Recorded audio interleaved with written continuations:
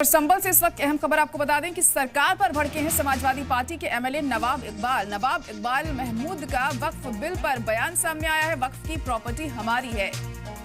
JPC committee पर भी सवाल उठाए गए उनकी तरफ से। हम एआईएमआईएम के जमीयत उलेमा के साथ हैं। तो यहां पर वक्फ बिल को लेकर सवाल उठाए गए हैं समाजवादी पार्टी के एमएलए के जरिए और उनका कहना है कि वक्फ की प्रॉपर्टी हमारी प्रॉपर्टी है। जेपीसी कमेटी पर भी उन्होंने सवाल उठाए और उनका कहना है कि हम एआईएमआईएम के जमीयत उलेमा के साथ हैं।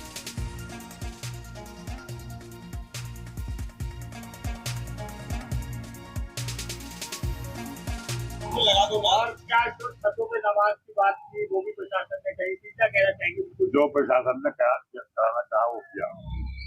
और क्या नमाज बिल्कुल ठीक रही? नमाज तो हमने पढ़ी, अभी अल्लाह जाने ठीक रही न रही वो कबूल करते।